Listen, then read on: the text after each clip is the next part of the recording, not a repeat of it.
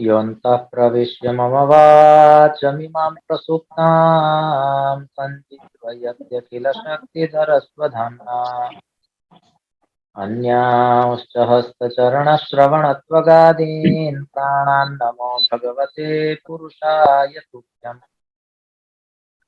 अनन्याश्चिन्तयन्तो माम् ये जनाः पर्युपासते तेषां नित्याभियुक्तानां योगक्षेमं वहाम्यहम्।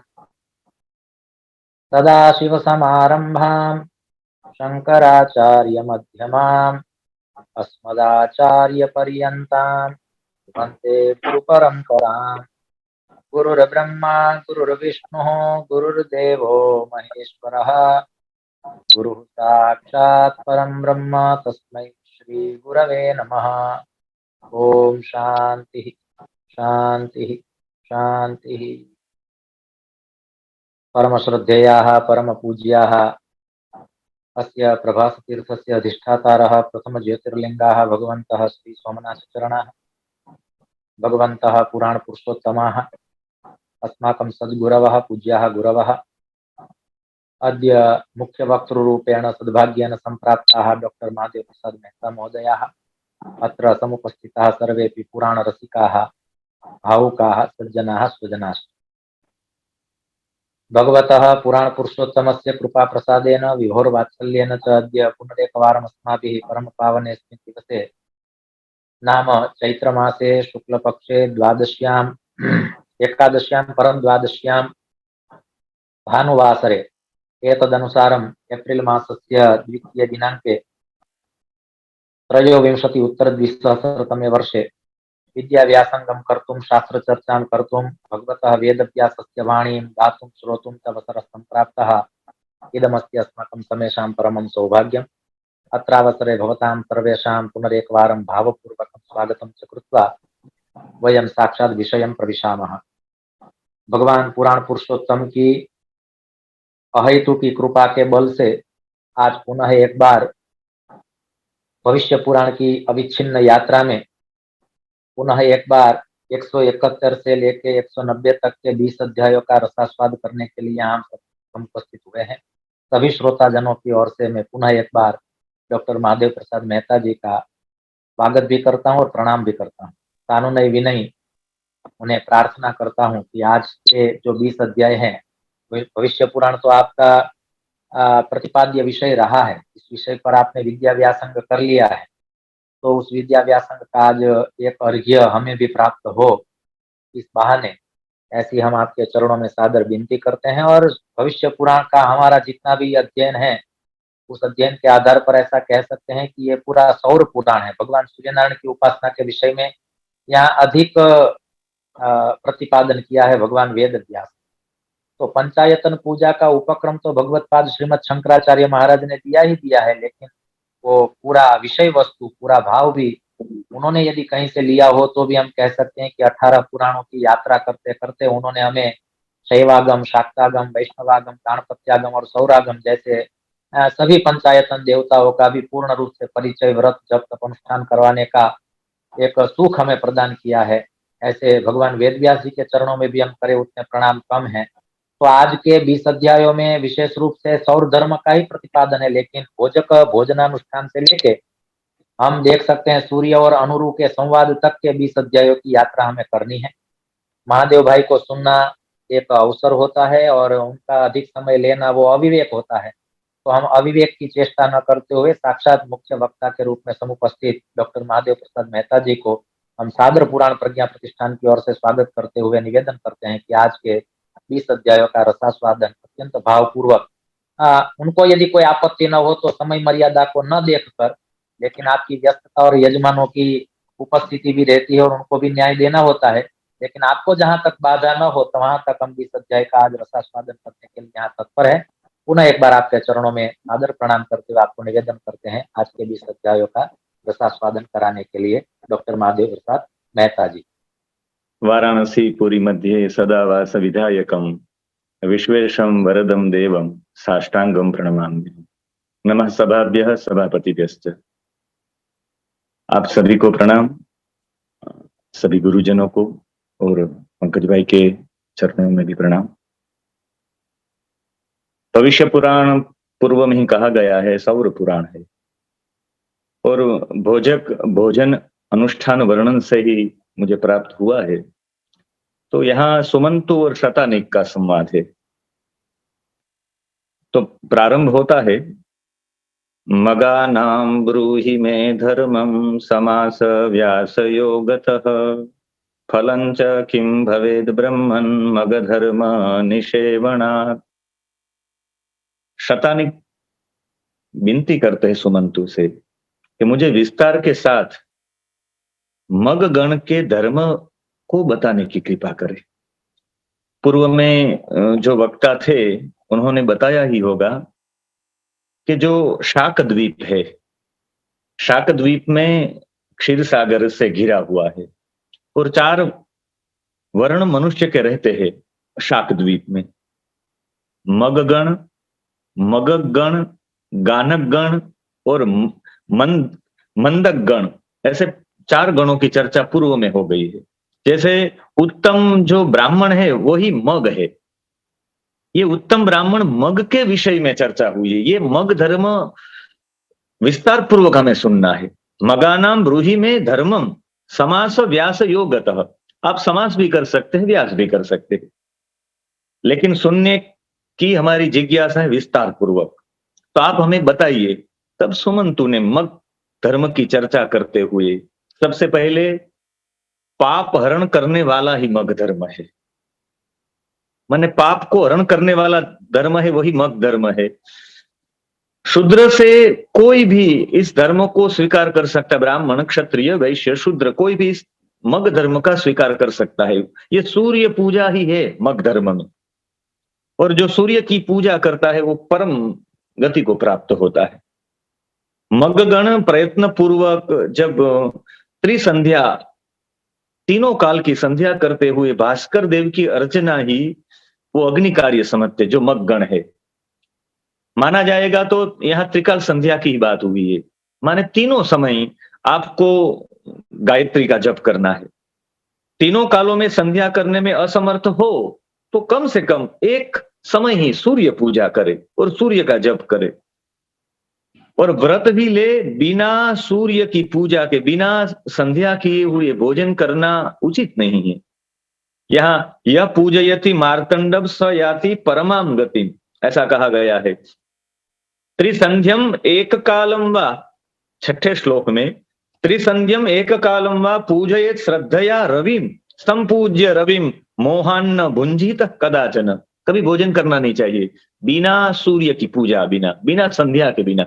यदि 3 काल नहीं हो सकती तो एक बार भी करना, असमर्थ हो तब, समर्थ हो तब करना ही चाहिए। अभी देखिए संध्या चल रही है, इसलिए आपको यहाँ ब्राह्मण देवता हमारी तो हो चुकी है, लेकिन एक संध्या भी चल रही है। तो विषय भी यहाँ आया हुआ है, इसलिए मैंने संध्या के बाद तुरंत ही यजमानों से मिलकर मैं आपके सामने उपस्थित हो चुका। मग सूर्य की पूजा के बिना भोजन करता है जो उत्तम ब्राह्मण हो। यहाँ मग और भोजक दोनों की व्याख्या दूसरे अध्याय में दी हुई है। तो यहाँ सबसे पहले जो मग गण है वो सूर्य की पूजा के बिना भोजन नहीं करता। यदि भोजन करता है तो विष्ठा के समान होता है। देवम समाश्रिते पूजा कर्तव्येयम त्रिभिः सदा मनसा पूजयेद योगी पुष्पे चारण्य संभवैहि। तो यहाँ जो भोजन करता है बिना सूर्य की पूजा, बिना संध्या करने के बाद भी यदि संध्या नहीं किया और वो भोजन करेगा तो विष्ठा के समान है, वो विष्ठा का ही भोजन करता है। देवता के हेतु भोजन किया जाए, मग धर्म की सबसे बड़ी बात, उत्तम कर्म किसे कहा जाएगा? देवता हेतु भोजन बनाया जाए, देवताओं के लिए ही भोजन बना, ये हेतु से देवार्थे पचनम ये शाम संतान अर्थम तो मैथुनम अर्थो दानार्थ उद्दिष्टो नरकम ही विपर्ययात। जो संतान के हेतु ही मैथुन करे और दान के हेतु ही धन एकत्रित करे, ये वास्तविक में उत्तम धर्म माना गया है। और अन्याय से जो उपार्जित द्रव्य है न्यायोपार्जितम वित्तम स्याद अन्यायम परिवर्जयेत। नीति शास्त्र के श्लोकों में भी आया है, अन्यायोपार्जितम द्रव्यम 10 वर्षाणि तिष्ठति प्राप्ते च 11 वर्षे मूलन च विनश्यति। अन्याय से उपार्जित करने से नरक गमन होता है। तो यहाँ उत्तम कर्म कर्म के साथ साथ अन्याय से कोई भी धन उपार्जित नहीं होना चाहिए। मग गण के लिए ये है। मग गण जो सूर्य की उपासना करता है, जो संध्या करता है नित्य, तो उनके जीवन में स्वाभाविक ही अन्याय से उपार्जित द्रव्य अपने जीवन में ना आए, ये भी ध्यान रखना चाहिए। इससे आगे संगम वृत्ति माने मैथुन आदि से जो निवृत्त है वो सूर्य के ध्यान में ही तत्पर है। पूजा निष्ठ जितेंद्रिय जो साधक है उसे सौर यतीन्द्र कहा गया है। जो संगम वृत्ति से निवृत्त है वो ही सूर्य का ध्यान कर सकता है। अभी सभी लोग लगे हुए हैं मेडिटेशन मेडिटेशन मेडिटेशन, लेकिन भागवत जी में भी नारद जी का चरित्र जो आया हुआ है, नारद जी के चरित्र में आया हुआ है कि आपने अल्पकालीन संतों की सेवा करने से आपकी चित्त वृत्ति अल्प क्षण के लिए प्राप्त हुई थी, इसलिए आपको भगवत अनुभूति हुई है। इस जन्म में आप भगवान को प्राप्त नहीं कर सकेंगे, क्योंकि आपके अंदर वासना भरी हुई है। आप इसी मंत्र का जप करते रहे, वासना निर्मूल जब होती है तभी चित्त एकाग्र होता है। इसलिए ये ध्यान, जो सूर्य का ध्यान करने वाला जो सौर यतीन्द्र होता है, उनके लिए संगम वृत्ति से निवृत्ति होती है, तभी वो उनमें तत्पर रह सकता है। यहां भोजक गण के लिए अष्टव्रत धारण करने के लिए भोजक की व्याख्या दी हुई है। यह पश्यति प्रसन्नात्मा यो न द्वेष्टि न कांक्षति शब्दादीनां तु संभोगम स विज्ञेयो जितेन्द्रियः ज्ञान विज्ञान संपन्नः सूर्य भक्त्या समन्वितः पाखंड योग मुक्तश्च सवै भोजक उच्यते। और आगे भी पूर्व के अध्यायों में भोजक की उत्पत्ति के लिए यहाँ स्पष्ट रूप में लिखा गया है। भोजक किसे कहा जाएगा, सूर्य के साथ पूरा एक वर्णन यहाँ दिया हुआ है 60वें अध्याय में। भोजक के लिए कहा गया है कि भगवान यहाँ निक्षुभा नाम की जो एक पुत्री होती है, सुजिह्वा नामक ऋषि की पुत्री होती है, और सूर्य का लंघन करने से भगवान सूर्य ने कहा कि अब आपसे जो ये बेटा उत्पन्न होगा, ये पूरा वंश उत्पन्न होगा, इसी वंश को भोजक वंश माना जाएगा। अग्नि जातीय जो होते हैं वो मग होते हैं, सोम जाति वाले होते हैं वो द्विज होते हैं, और आदित्य जाति वाले होते हैं वो भोजक के नाम से प्राप्त होते हैं। तो यहाँ भोजक की और भी व्याख्या दी हुई है। जो रवि पूजन नित्य सूर्य का पूजन करने वाला होता है वही भोजक कहलाता है।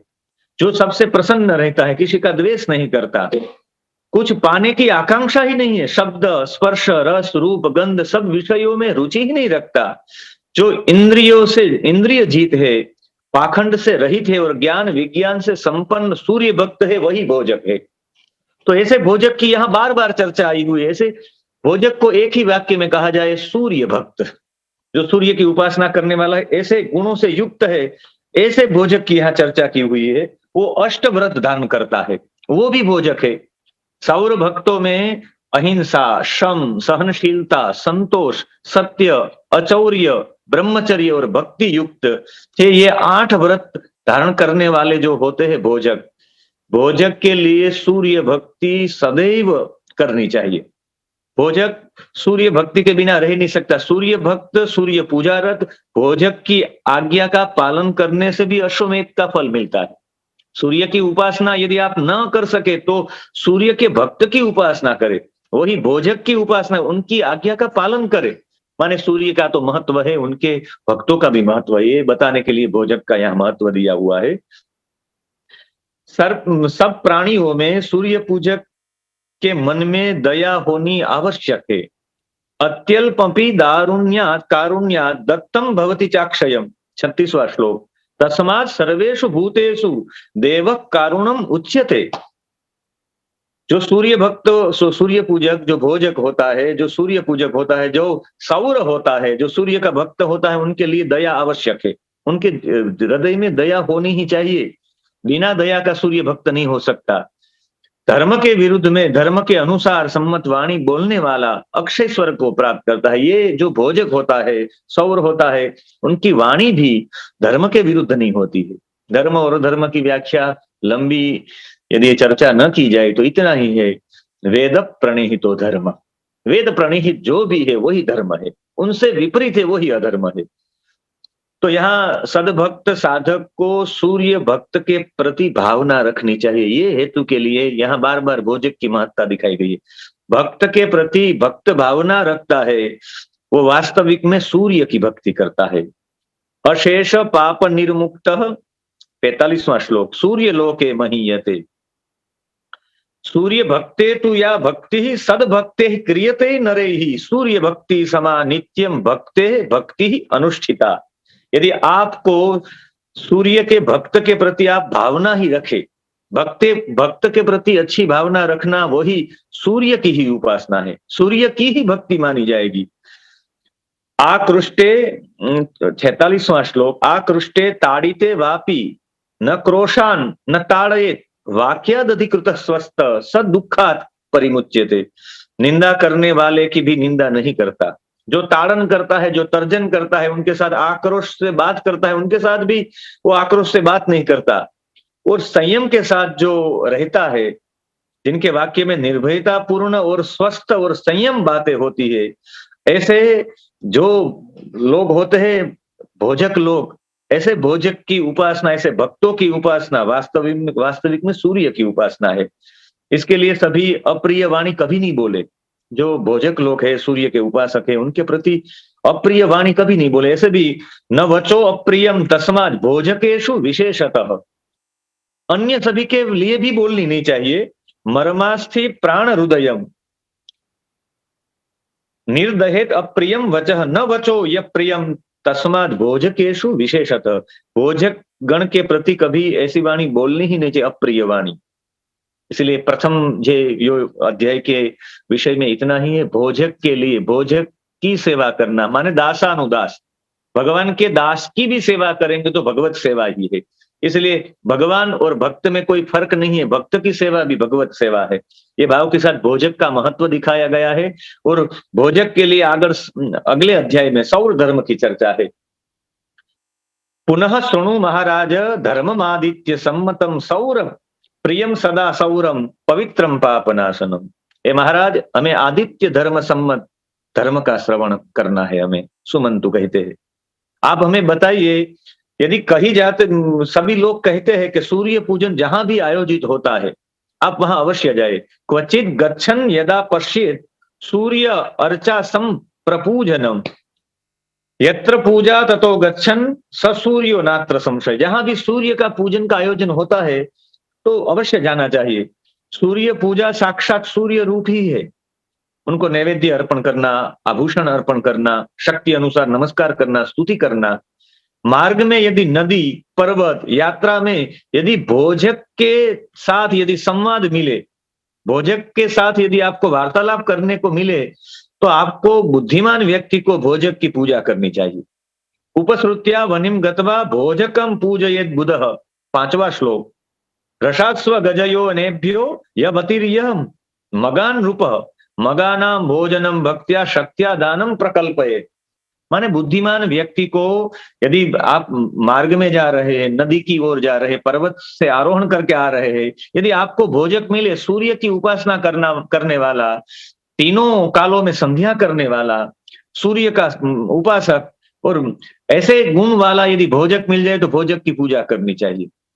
और भोजक की पूजा, यहाँ भोजक की बारे में 11वां और 12वां जो दोनों श्लोक है, वो भोजक किसे कहा जाएगा, इनके लिए दोनों श्लोक प्रतिपादित है। यह पश्यति प्रसन्नात्मा यो न द्वेष्टि न कांक्षति, शब्दादीनां तु संभोगम सविघ्नेयो जितेन्द्रियः, ज्ञान विज्ञान संपन्नः सूर्य भक्त्या समन्वितः, पाखंड योग मुक्तश्च सवै भोजक उच्यते। भोजक किसे कहा जाएगा, इनके बारे में सब कुछ प्रसन्न दृष्टि से देखता है, द्वेष युक्त नहीं होता, कुछ पाने की आकांक्षा भी नहीं रखता, इंद्रिय जीत होता है, पाखंड से रहित और ज्ञान विज्ञान से युक्त सूर्य भक्त है, वही भोजक है। और ज्ञान से ही वैराग्य संभव है। यदि ज्ञान की प्राप्ति नहीं होती तो वैराग्य की भी प्राप्ति नहीं होती। इसीलिए मुझे लगता है कि काशी विश्वनाथ के मंदिर में अन्नपूर्णा से ज्ञान वैराग्य सिद्ध्यर्थ, महाज्ञान का ही सबसे पहली बात की हुई है। ज्ञान से ही वैराग्य की प्राप्ति होती है, ज्ञान से ही वैराग्य संभवित है। और ज्ञान और वैराग्य से व्यक्ति सूर्य योग से युक्त है, वही भोजक है। और सभी प्राणियों में मानव उत्तम है, मनुष्य, मनुष्यों में भी द्विज सबसे श्रेष्ठ है। द्विजों में भी जो ग्रंथों के पारंगत है, अभी मैं सबके सामने ये भविष्य पुराण प्रस्तुत कर रहा हूं, तो मेरा सद्भाग्य है मैं सभी ग्रंथों में पारंगत है ऐसे महापुरुषों के सामने ही मैं ये ग्रंथ गा रहा हूं। 16वें श्लोक में है, ग्रंथिभ्यो वेद विद्वांस तेभ्यः तत्वार्थ चिंतकाः अर्थ विद्भयश्च ज्ञानार्थ प्रतिबुद्धो विशिष्यते। अर्थविद भयश्च ज्ञानार्थ प्रतिबुद्धो विशिष्यते। यहाँ कहा गया है ग्रंथों में जो पारंगत है वो सबसे श्रेष्ठ है। ग्रंथों में भी श्रेष्ठ वो ही है जो वेदविद है, जो वेदों को जानता है। वेदविद में भी वो श्रेष्ठ है, वो तत्वचिंतक हो, फिलोसोफर हो, माने वेदों को अर्थ को भी सांप्रत समय में वेदों के अर्थ को लेकर सांप्रत समय में वेद निहित हमारे जीवन में धर्म को हम कैसे पालन करें, ऐसे सबको तत्व के हिसाब से सबको वेदों की तरफ ले जाने वाला तत्वचिंतक फिलोसोफर वो उत्तम है। और उससे भी अर्थ जानने वाला, किसी का गूढ़ रहस्य जानने वाला प्रबुद्ध उससे भी उत्तम है। ऐसे करोड़ों ज्ञानी प्रबुद्धों की तुलना में योगी श्रेष्ठ है, और योगियों में भी श्रेष्ठ भोजक श्रेष्ठ है। माने यहाँ भोजक की महत्ता दिखाई गई है। सूर्य की उपासना करने वाला, सूर्य का जप करने वाला, संध्या करने वाला भोजक सबसे श्रेष्ठ है। सबसे श्रेष्ठ इसलिए मुझे लगता है ब्राह्मण की श्रेष्ठता इसी से ही है कि वो संध्या बंदन करता है, सूर्य की उपासना करता है, यज्ञोपवीत संस्कार से ही वो गायत्री का जप करता है, सूर्य की उपासना करता है। इसीलिए ब्राह्मण सर्व से श्रेष्ठ है। यदि कोई पूछे तो यहीं से कहा जाएगा, योगी नाम कोटि कोटिभ्यो भोजके भोजकश्च चोत्तमो भवेत्। सबसे उत्तम भोजक है माने सूर्य की उपासना करने वाला, माने यहाँ ब्राह्मण ही कह सकते हैं। और जो मगगण कहा वो श्रेष्ठ ब्राह्मण ही शाकद्वीप में वही मगगण है। समस्त ज्ञान तप दान का जो फल मिलता है वो भोजक को भोजन कराने से मिलता है। इसलिए ब्रह्म भोज की परंपरा सबसे पौराणिक परंपरा है। शिव पुराण में तो कथन है, यदि आपको तत्वज्ञानी बनना है तो 12 ब्राह्मणों को बिल्व वृक्ष के नीचे आप भोजन करवाइए, वो भी पायस का। ज्ञान से, तप से, दान से जो फल मिलता है वो भोजन कराने से, भोजक को भोजन कराने से। जो संध्या गायत्री करने वाला है, जो सभी विषयों में रुचि नहीं रखता, जो द्वेष मुक्त है, जो प्रसन्न रहता है, ऐसे इंद्रियजीत भोजक को भोजन कराने से प्राप्त होता है। इससे भी आगे कहा गया है कि हजारों की वृद्धि में भोजन से बढ़ाने वाली, सभी प्रकार के उत्तम अन्न उपजाने वाली, जल जहां है ऐसी सुविधा वाली भूमि का दान ही भूदान है। यहाँ भूदान का महत्व दिखाया गया है 23वें श्लोक में। विवर्धनीम सहस्त्राणाम सर्वसस्य प्ररोहिणीम दध्यात् भूमिम जलोपेताम भूमिदानम तदुच्यते। आज सभी भूमिदान करते हैं। भूमिदान का महत्व है हजारों की वृद्धि भोजन से बढ़ाने वाली, हजारों की वृद्धि को भोजन कराने वाली सारभूत ऐसी भूमि होनी चाहिए जो हजारों को भोजन प्राप्त कराने के लिए वो उसमें कुछ उपजाऊ जमीन होनी चाहिए। उत्तम अन्न को उपार्जन करने वाली, उपजाने वाली जमीन होनी चाहिए, जहां जल की सुविधा पर्याप्त मात्रा में हो। ऐसी भूमि का दान ही भूदान है, वरना वो भूदान नहीं है। हम किसी को कमरा बनाने के लिए छोटी जगह दे, वो भूदान नहीं है। भूमिदान हो सकता है, लेकिन वो भूदान ऐसी भूमि ही देनी चाहिए जो उपजाऊ भूमि हो, माने उनको योग्य लगे। अहोरात्र दिन रात भोजन न करके ब्रह्मा विष्णु से भी अत्यंत क्रांति युक्त है, ऐसे भोजक लोगों की यहाँ महत्ता गाई हुई है। 240 पिंडों का भक्षण करना ही चांद्रायण व्रत है। यहाँ तीर्थ की भी महत्ता दी हुई है। तीर्थ किसे कहा जाएगा? ऋषि भी ही 29वां श्लोक है, ऋषि भी ही सर्वशास्त्रज्ञ ही तपोनिष्ठै जितेन्द्रिय देवेश्च सेवितम तोयम क्षितो तत्तीर्थम उच्यते। तीर्थ किसे कहा जाएगा? जो जल शास्त्रज्ञों से, तपशील व्यक्तियों से, चरित्रवान व्यक्तियों से, तपस्वी व्यक्तियों से, जितेंद्रिय ऋषियों से और देवताओं से सेवित है, वही तीर्थ है। माने सिर्फ वहां जल की महत्ता होती हुई ऐसा नहीं, ऐसा जल, जो जल शास्त्रज्ञ व्यक्ति से वो जल सेवित होना चाहिए, तपस्वी से वो सेवित होना चाहिए, चरित्रवान से वो सेवित होना चाहिए, जितेंद्रिय ऋषियों से सेवित होना चाहिए और देवताओं से सेवित हो, वही तीर्थ है। और जितने भी सौर क्षेत्र है, सूर्य की उपासना वाले, प्रभास क्षेत्र है पूरा, वो हमारा प्रभास क्षेत्र सौर क्षेत्र है, क्योंकि सूर्य की 16वीं कला प्रभास में ही गिरी है। और प्रभास में तेजस षोडशम भागम मंडल से अधारयन, ऐसा 16वां भाग प्रभा गिरी हुई, इसलिए प्रभास है। और वहां सूर्य का सायुज्य, वहां मृत्यु होती है प्रभास में, तो वो सूर्य का सायुज्य ही प्राप्त करता है। भक्ति पूर्ण भोजक को भोजन प्रदान करने से यज्ञ, उपवास, दान, तप, तीर्थ फल का जो फल मिलता है, वो सभी भोजक को पूर्ण भक्ति से भोजन कराने से जो फल मिलता है वो मिलता है। यज्ञ उपवास, 33वां श्लोक, यज्ञो उपवास दानानि तपस्तीर्थ फलानि च संपूर्ण लभते भक्त्या भोजयित्वा तो भोजका। ये भोजक की, बार बार भोजक को भोजन कराने की बात आती है, तो मुझे लगता है कि भोजन से इतना फल मिलता है, क्योंकि आप किसी भोजक को भोजन नहीं करते, जो सूर्य की उपासना करने के बाद जिनकी अग्नि सूर्य के समान हो गई है, आप सूर्य को ही प्रदान कर रहे हैं। सूर्य धर्म के लक्षण है, जो सूर्य धर्म के अनुसार, जो सूर्य धर्म को अनुग्रहित करता है, उनके लिए उनके लक्षण है, उनके जीवन में भक्ति, उनके जीवन में क्षमा, उनके जीवन में सत्य, 10 इंद्रियों पर, 5 कर्म इंद्रिय, 5 ज्ञान इंद्रिय पर निग्रह होता है और सुखी लोगों से वो मैत्री करता है। श्राद्ध के अवसर पर भक्ति भाव पूर्वक भोजक को ही भोजन करवाना चाहिए, इसलिए जो गायत्री का जप करता है उसे ही श्राद्ध में भोजन करने का अधिकार है, इसीलिए ब्राह्मण को ही भोजन कराया जाता है। 7 पीढ़ियों का उद्धार हो जाता है, सूर्य लोक को प्राप्त हो जाता है, जो भक्ति भाव से सूर्य भक्त को भोजन कराता है। सूर्य हेतु भोजक गण को भोजन कराए तो भले ही वो संयमी असंयमी दशा में हो, सूर्य भक्ति करने के कारण वो सूर्यवत ही माना जाएगा। 39वां श्लोक, असंयतः संयतो वा सर्वावस्थांगतोपि वा यश्चासो रवि भक्त स्यात् सूर्यवत पूज्य एव ही। वो सूर्य की पूजा करने वाला वो संयमी हो, असंयमी दशा में हो, सूर्य भक्ति करने वाला सूर्यवत है, इसलिए ब्राह्मण सूर्य के समान तेजस्वी ही है, तो संध्या वंदन करना चाहिए, करने वाला वो सूर्य के समान ही है। नाम मात्र की पूजा उपासना करने वाला भी भोजक है, यदि वो गायत्री मंत्र का जप नहीं करता, नाम से ही पूजा उपासना करने वाला भोजक है, वो भी सूर्य के समान ही है।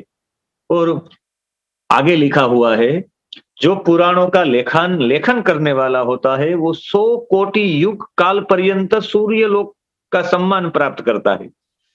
तो हम अभी पुराण लिख तो नहीं रहे, लेकिन पुराण के विषय में हम कुछ बोल रहे हैं, आप सब सुन रहे हैं, आप सब लोग आगे भी बोलेंगे, तो इनके लिए 48वां श्लोक है, लिखापयति यो भक्त्या पुराणेन तु पुस्तकम युग कोटि शतम दिव्यम सूर्य लोके महीयते।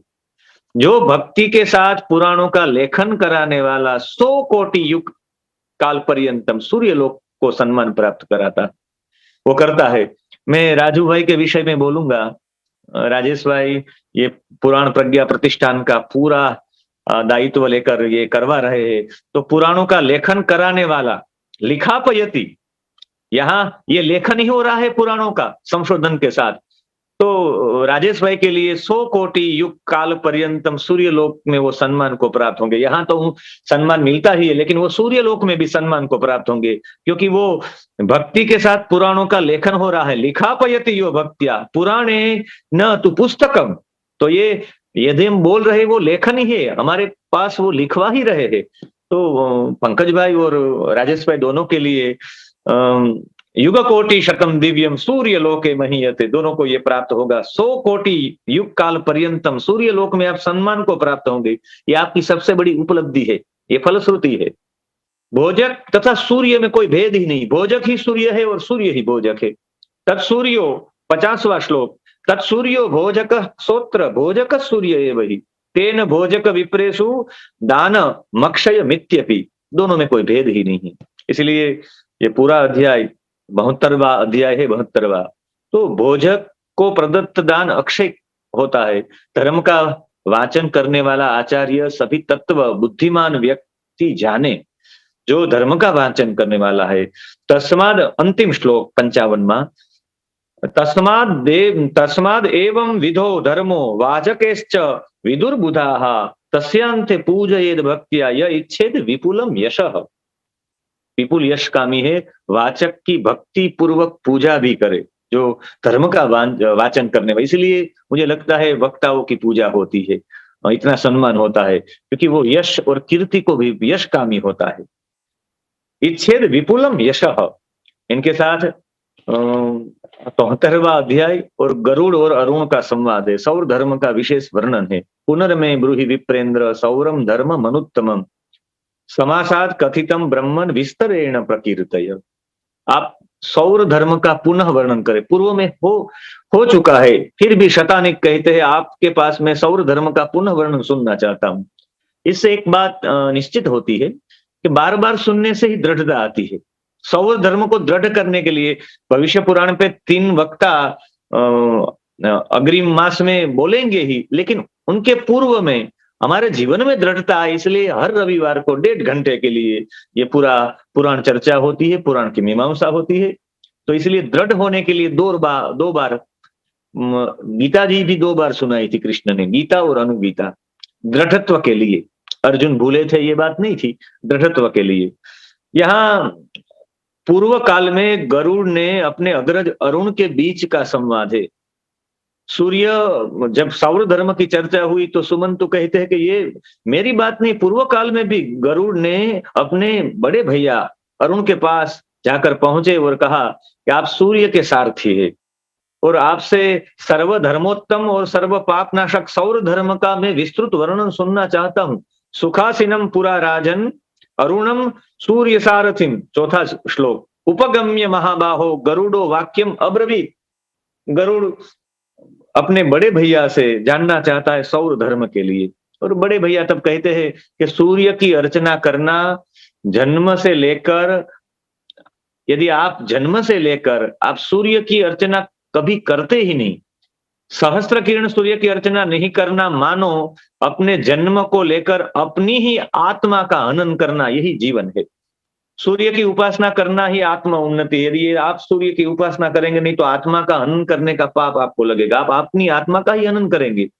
यदि आप निमज्जित रहकर चित्त को भगवान के साथ जोड़कर स्मरण करते रहेंगे सूर्य का ही, तो कभी आप दुख भागी नहीं होंगे। ये स्मरणती सदा सूर्य नते दुखस्य भागिना। यदि सूर्य का स्मरण करेंगे दुख के भाजन नहीं होंगे आप, आपके जीवन में दुख की प्राप्ति ही नहीं होगी। सौंदर्य, संसार ख्याति, कीर्ति, धर्म की इच्छा, ज्ञानी पुत्र की प्राप्ति, ये सभी का फल बुद्धिमान लोग सूर्य भक्ति का ही फल मानते हैं। फलान्येतानि वे पुत्र सूर्य भक्ति विधेर्बुध। 16वां श्लोक, सौंदर्यम जगत ख्याति कीर्ति धर्मादय स्मृता फलानी एतानि वे पुत्र सूर्य भक्ति विधेर्बुध। माने बुद्धिमान लोग सूर्य की भक्ति का ही फल मानते हैं। आपको ज्ञानी पुत्र की प्राप्ति हुई, मानना चाहिए कि आपके पूर्वजों ने या आपने सूर्य की उपासना की है, इसलिए ज्ञानी पुत्र की प्राप्ति हुई। यदि आपके जीवन में सुंदरता है तो मानना चाहिए सुंदरता की प्राप्ति भी सूर्य से आती है। मेकअप करने से ज्यादा गायत्री का जप करे तो तेज आपके जीवन में प्राप्त हो जाता है। संसार में ख्याति कीर्ति ये भी सूर्य से, इसीलिए ऋषियों की ख्याति हुई, वो सूर्य की उपासना करते थे। नमस्कार और प्रभृति से युक्त होकर यदि आप सूर्य के गायत्री मंत्र का जप न कर सके तो 2 अक्षरों का एक नाम मंत्र, नाम जप है रवि। जिनका नाम रवि है इनके लिए सबसे अच्छी बात है।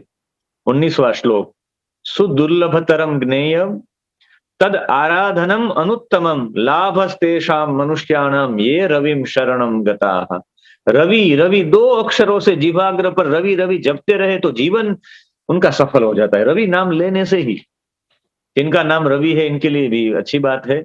यहाँ ये अध्याय को पूर्ण करने के बाद सूर्य की स्तुति का वर्णन है। पूजयित्वा रविम भक्त्या ब्रह्मा ब्रह्मत्वम आगतः विष्णुत्वम चापि देवेशो विष्णुराप तत्अर्चनात्। सूर्य की पूजा करने से ब्रह्मा को भी ब्रह्मत्व प्राप्त, ब्रह्मा ब्रह्मत्वम आगतः विष्णुत्वम चापि, विष्णु को विष्णुत्व भी सूर्य की पूजा से ही प्राप्त हुआ।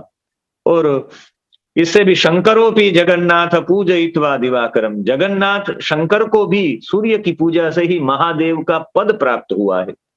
माने मातृका गण, देवता, गांधर्व, पिशाच, सर्प, राक्षस गण सदैव सूर्य की पूजा करते रहते, उनकी उपासना करते रहे। मनुष्यों को चाहिए जीवन पर्यंत प्रतिज्ञाबद्ध होकर सूर्य की पूजा करे। यहाँ की आपत्ति काल में भी पूजा अर्चना का क्रम खंडित न हो। यदि आपत्ति आ जाए, तस्मात् 7वां श्लोक, तस्मात् कार्यम हि तद ध्यानम यावत जीवम प्रतिज्ञया अर्चयेत सदा भानु मापन्नोपि सदा खग। यहाँ वरम प्राण परित्याग शिरोसो वात छेदनम, यदि मस्तक का छेदन हो जाए, प्राण निकल जाए, फिर भी पूजा खंडित नहीं होनी चाहिए। इसलिए कहा गया है कि संध्या आपको यदि वृद्धि सूतक हो या मृतक का सूतक हो तो भी आपको संध्या नित्य करनी चाहिए। उनका भी क्रम दिखाया हुआ है। बिना जल की कैसी संध्या, संध्या माने सूर्य का जप, गायत्री का जप होना ही चाहिए। देव देव दिवाकर का पूजन करने के बाद ही भोजन करना चाहिए। जीवन पर्यंत सूर्य पूजा ही मैं करूंगा, ऐसा संकल्प करने वाला जो होता है उनके देह में सूर्य साक्षात स्थिर हो जाते हैं। यहाँ धर्म संपन्न, द्वंद्व सहने करने वाला, यहाँ पूरे कई श्लोक दिए हुए हैं। षडाक्षर मंत्र का जप जो करता है उनके लिए दिया हुआ है। आगे ये षडाक्षर मंत्र का जप भी दिया हुआ है। बड़ा प्रसिद्ध ये श्लोक है, ये मंत्र है षडाक्षर मंत्र। आगे इनकी बात आएगी तब इनका विस्तार के साथ वर्णन करूंगा। तो ये षडाक्षर मंत्र का जप जो भी करता है उनके लिए सबसे बड़ी बात यह है,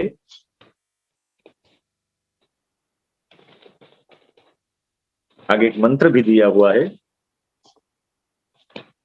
अभी स्मृति में नहीं है। तो ये षडाक्षर मंत्र का जो जप है, वो षडाक्षर मंत्र का जप करने से जो इनका जप करता है उनके जीवन में धर्म में प्रवृत्ति हो जाती है। वो धर्म संपन्न हो जाता है, द्वंद्वों को सहन करने वाला हो सकता है। उनकी वाणी, उनकी आंख, उनके कान, उदर साधु सेवा में वो तत्पर रहता है, जन संपर्क से दूर और चपलता रहित हो जाता है। सूर्यासन में अनुरक्त और शांत षडाक्षर मंत्र का जप करने से ये सब उनके जीवन में प्राप्ति होती है।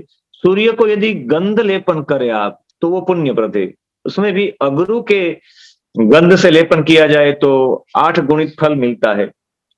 कुमकुम से सूर्य की पूजा की जाए तो शतगुण फल मिलता है।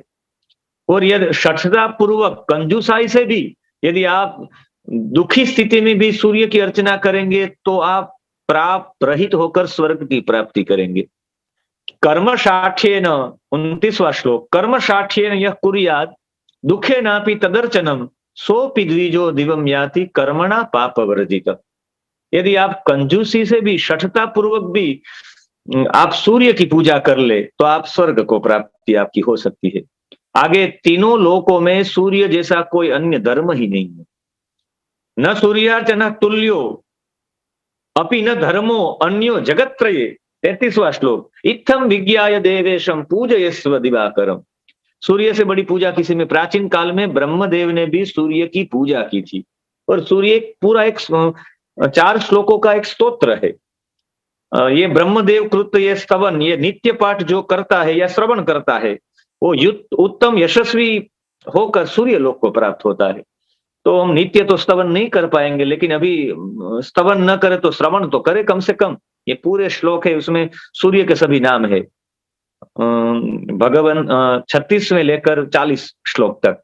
भगवंतम भगकरम शांत चित्त मनोत्तमम देव मार्ग प्रणेतारम प्रणतोस्मि रविम सदा शाश्वतम शोभनम शुद्धम चित्रभानुम दिवस्पतिम देव देवेश ईशेषम प्रणतोस्मि दिवाकरम सर्व दुःख हरम देवम सर्व दुःख हरम रविम वराननम वरांगं च वरस्थानं वरप्रदं वरेण्यं वरदं नित्यं प्रणतोऽस्मि विभावसुम्। अर्कमर्यमणं चेन्द्रं विष्णुमीशं दिवाकरं देवेश्वरं देवरतं न प्रणतोऽस्मि विभावसुम्। य इदं शृणुयान्नित्यं ब्रह्मणोक्तस्तवं परम् सहि कीर्तिं परां प्राप्य पुनः सूर्यपुरं व्रजेत्। वो सूर्यपुर को प्राप्त होता है। तो ये श्रवण करने से हम लोगों को भी सूर्य लोक प्राप्त हो, ऐसी भावना के साथ अध्याय की समाप्ति। और अगले अध्याय में 75वां अध्याय है, सूर्य अग्नि कर्म का वर्णन है। सर्वरोग हता ये तु आधि व्याधि समन्विताः ग्रहोपघातैः विविधैः रर्दिताः ये च मानवाः। यहाँ सर्वरोग आधि व्याधि ग्रसित जितने भी लोग हैं, इनके लिए कल्याण श्रेय निमित्त कौन सा कर्तव्य कर्म है, ये पूछा गया है गरुड़ के द्वारा अरुण को। तब अरुण कहते हैं नाना रोग शत्रुगण से पीड़ित जो होते हैं वो सूर्य की आराधना करने से मुक्ति को प्राप्त होते हैं और उनका वही श्रेय है। नाना तृतीय श्लोक में नाना रोग हतानांतु अर्दितानाम तथा रिभि आदित्याराधनम मुक्त्वा न्यायात नान्यत श्रेयस करम परम। उनसे बड़ा श्रेय किसी में है ही नहीं। सूर्य की आराधना करे, रोग भी चले जाएंगे, शत्रुगुण से पीड़ित है तो ये भी चले, शत्रु भी मित्र हो जाते हैं। मित्र से चक्षुषा समीक्षा महे। यहाँ हे द्विज सप्तम, मेरा अंग पंख रहित हो गया था, गरुड़ कहते हैं। ब्रह्मवादिनी का शाप था, पंख न होने से रोगों से मैं विवर्जित हूं। ऐसे मत में मैं बाकी क्या करूं, मुझे पुनः पंख प्राप्त करने हैं तो मुझे उपाय बताइए। तब दिवाकर का पूजन करिए, यही उपाय अरुण ने बताया था। और सूर्य की पूजा से आपको पंख की प्राप्ति हो सकती है। एक पूरी कथा है कि इनके पंख गरुड़ के चले गए थे और सूर्य की पूजा से पुनः वही पंख उनको प्राप्त हो गई, माने शक्ति प्राप्त हो गई। पंखहीन होने से, अंगहीन होने से, महारोगी होने से आपकी शांति के हेतु अग्नि कर्म में संपन्न आप कर नहीं पाएंगे। पूर्व काल में सर्व पापहारी, शांतिदायक, महाविघ्न विनाशक, महोदयकारी लक्ष्य होम का विधान है। यदि आप 1,00,000 महाव्यावृत्ति से यदि होम करेंगे तो 17वां श्लोक है, पूरा देवता यतन आग्नेय कोण में पूरी एक वेदिका बनाकर गोमयन से लेपन करने के बाद महाव्यावृत्ति से 1,00,000 आहुति प्रदान करनी चाहिए। महाव्यावृत्ति ओम भूर्भुवः स्वः से, तो इसी से ही आपके सभी रोग दूर हो जाएंगे। 17वां श्लोक, देवालयस्य विधिवत कुर्याद अग्नि प्रबोधनम महाव्यावृत्ति भी वीर लक्ष्य होमम समाचरे। और यहाँ ब्रह्मा के लिए आहुति देनी चाहिए, तो ब्रह्मा कैसे, इनके लिए वर्णन है इनका। अधोमुखाय श्वेताय स्वाहा पूर्वाहुतिम सृजत चतुर्मुखाय शांताय पद्मासन गताय च। 20वां श्लोक, मैं चतुर्मुख के लिए, शांत के लिए, जो पद्मासनस्थ है, कमल वर्ण है, कमंडल उधारी है, ऐसे द्वितीय ऊर्ध्व मुक्त युक्त ब्रह्मा जी के लिए आहुति प्रदान करता हूं। ऐसे आहुति प्रदान करनी चाहिए। ऐसे आहुति के लिए जो पश्चिमाभिमुख देवता है उनके लिए मैं आहुति प्रदान कर रहा हूं, इनके लिए भी ऐसे नाम लेकर आहुति प्रदान, ईशानाभिमुख ईश हेतु में आहुति प्रदान कर रहा हूं। ऐसे सभी देवताओं के लिए आहुति है। सबसे भूर्भुवः स्वरिति, यहाँ 34वां श्लोक है, लक्ष्य होमम च विधिवत कृत्वा शांतिम शांतिकमाचरेत भूर्भुवः स्वरिति स्वाहा लक्ष्य होम विधि स्मृतः। भूर्भुवः व्यावृत्ति से 1,00,000 आहुति का विधान दिया हुआ है और सभी देवताओं के लिए भी दिया। बुध की पीड़ा नाश हो, गुरु की पीड़ा नाश हो, ग्रह पीड़ा नाश हो, इनके लिए ग्रहों को भी प्रार्थना की जाती है। और शुक्र मेरी ग्रह पीड़ा आप हरण करे, नीति शास्त्र परो नित्यम ग्रह पीड़ा व्यपोहतु, ऐसी प्रार्थना करनी चाहिए। और प्रार्थना करने के बाद सभी ग्रहों आत्मा युक्त सूर्य ही है, सूर्य का पूजन करने से, सूर्य की उपासना करने से सब ग्रह भी शांत हो जाते हैं, ऐसा मत है। ऐसे अध्याय को नमस्कार। और इसी के साथ सौर धर्म का वर्णन सुमंतु करते हैं। इसमें ब्रह्मा, विष्णु और महेश, ये तीनों देवता के लिए वो हमें शांति प्रदान करे, ऐसा आपको व्यावृत्ति का होम तो करना है 1,00,000, लेकिन सभी देवताओं को प्रार्थना करनी है, तो आपके पंख फिर वापिस आ जाएंगे। पूरा पद्मासन, पद्मवर्ण, पद्मपत्र निभेक्षण, कमंडलुधर, श्रीमान, देव गंधर्व पूजित, ये सभी नाम ही है ब्रह्मा जी के।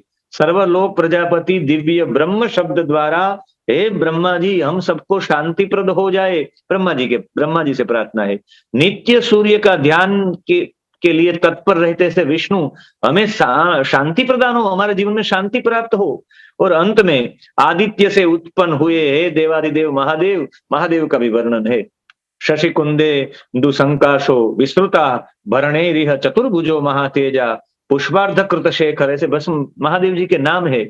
चतुर्मुखो भस्मदर्ह श्मशान निलय सदा, यहाँ चार मुख वाले, तो चतुर्भुज, यहाँ चतुर्भुज के रूप में महादेव जी 5 मुख वाले हैं, ये तो सुना था, लेकिन चतुर्मुख वाले भी है, क्योंकि यहाँ चतुर्मुख, एक मुख से महादेव जी शायद सूर्य की उपासना करते होंगे, 4 मुख से सूर्य की उपासना करते होंगे, इसीलिए चतुर्मुख कहा गया है।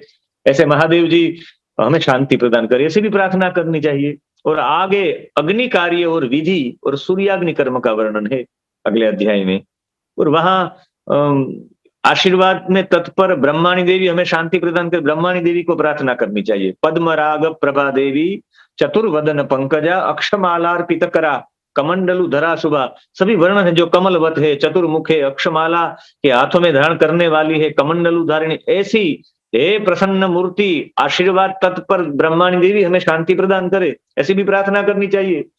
वृषभ ध्वज के अर्चन में सदा मग्न वाली रुद्राणी हमें शांति प्रदान करे। आगे असुरों को मर्दन करने वाली दुर्गा हमें शांति प्रदान करे। वाराही वरप्रदा वाराही हमें शांति प्रदान करे।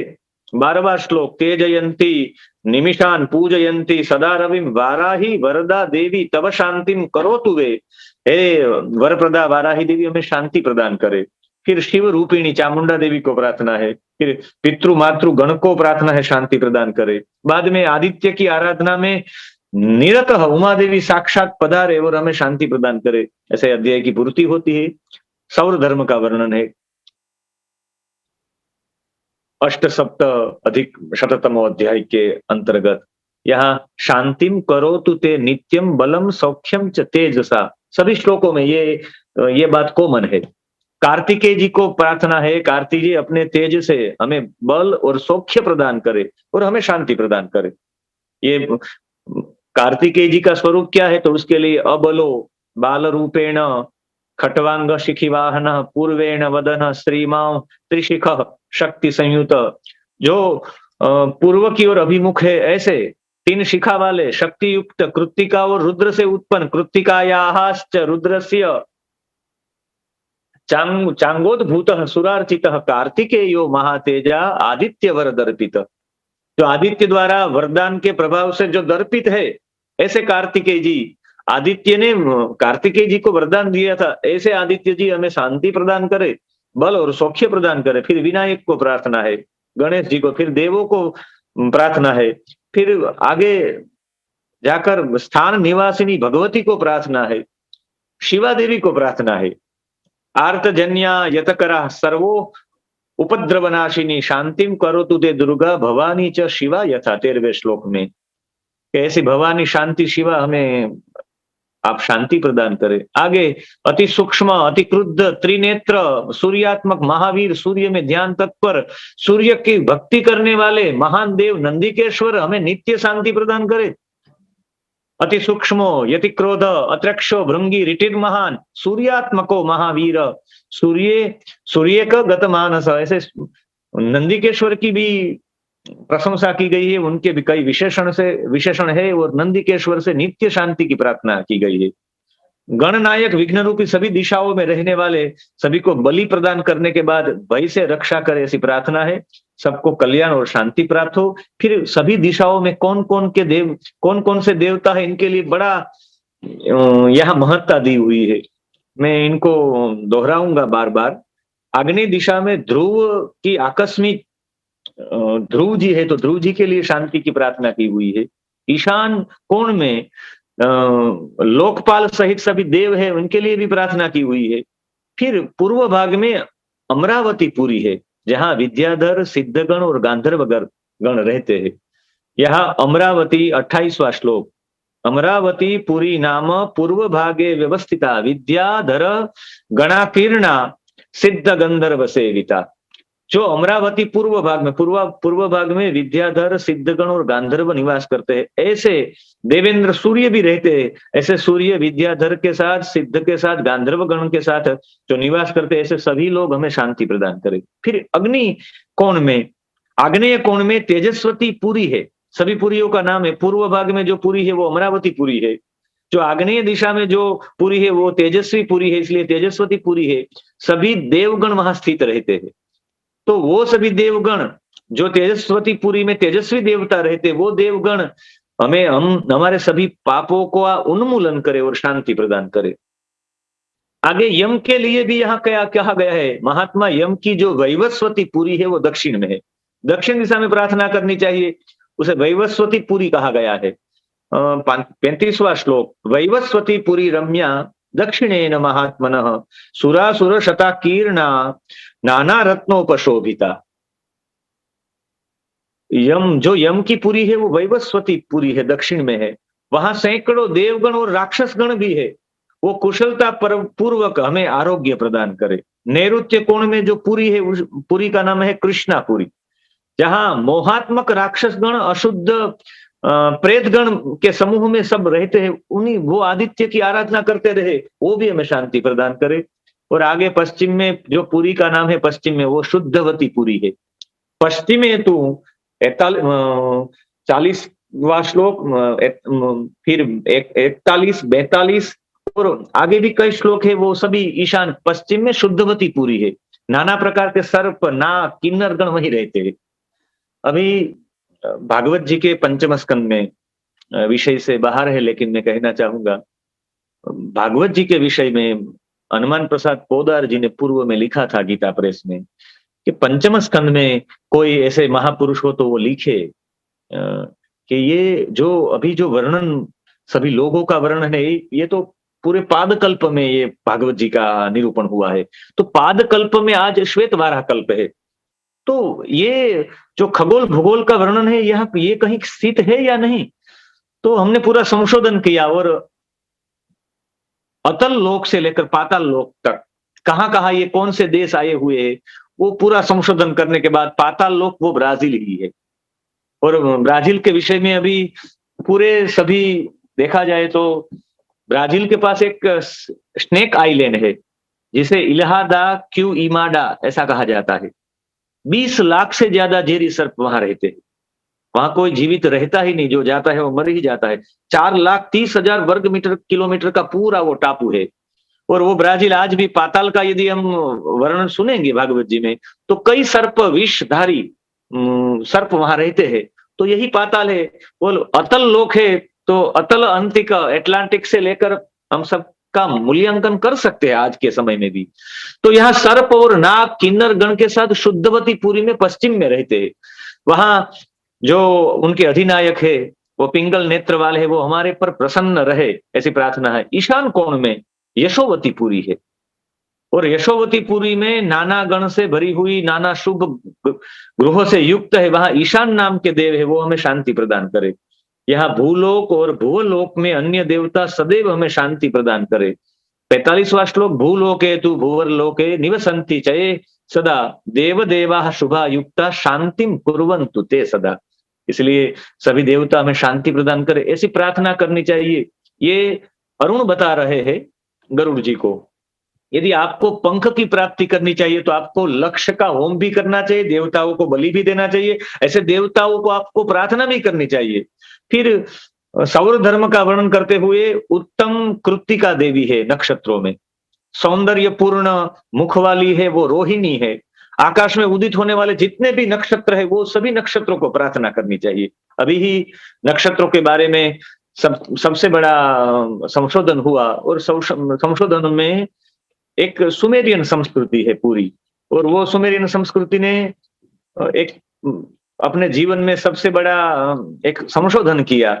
और वो संशोधन वही है कि सुमेरियन संस्कृति के जितने भी लोग हैं, वो अपने 700 फुट ऊंचा एक मीनारा बनाने के बाद सूर्य पे उन्होंने संशोधन किया। संशोधन करने के बाद सबके बीच में एक विषय रखा उन्होंने कि ये जितने भी सूर्य के ऊपर 11 सालों में एक बड़ा विस्फोट होता है, और वो विस्फोट की असर सबसे ज्यादा नक्षत्र के ऊपर होती है। और नक्षत्र के ऊपर होने से 700 फुट की ऊंची मीनारा बनाने के बाद सुमेरियन लोगों ने 1920 में एक रशियन वैज्ञानिक है जिनका नाम है चीजे बस्की, 11 साल तक उन्होंने एक संशोधन किया कि आणविक विस्फोट, उन्होंने पूरे आकाश मंडल में देखा गया कि 12 मार्ग है निकलने के लिए, वो 12 मार्ग ही 12 राशि है। और जब महामारी 11 सालों में एक बार महामारी आती है सबके पूरे विश्व पर, क्यों आती है? 11 साल में एक बार विस्फोट होता है। किसके ऊपर? सूर्य के ऊपर। वो विस्फोट की असर नक्षत्र के ऊपर होती है और वो नक्षत्रों की असर सबसे ज्यादा पृथ्वी पर होती है। और पृथ्वी पर 11 सालों में कोई अघटित घटना होती है। क्यों होती है अघटित घटना? तो उनके लिए बताया गया है कि सूर्य की रश्मि ही सबके ऊपर आती है। कुर्म पुराण में सबसे बड़ी बात है कि सूर्य की रश्मियां के बारे में कुर्म पुराण में बार बार दिखाया गया है कि कुर्म पुराण में कौन से अध्याय में है वो मैं आपको, कुर्म पुराण में 5वें अध्याय में कई श्लोक है, लेकिन यहाँ सूर्य की जो रश्मि होती है, सूर्य की रश्मि प्राप्त करने से ही 4 रश्मियां है, वंदना, याजिया, केतना और भूतना। वो वर्षा कराने वाली रश्मियां है। सूर्य की रश्मि से ही बारिश होती है। ये 4 रश्मियों के नाम है। हिम वृष्टि जब होती है तब मेषी, पौषी और रुलादीन, ये रश्मियां से ही हिम वृष्टि होती है। हम धूप प्राप्त करते हैं, वो धूप सृष्टि भी सूर्य की रश्मि से होता है। शूफा, ककुब, विश्वभृत नाम है।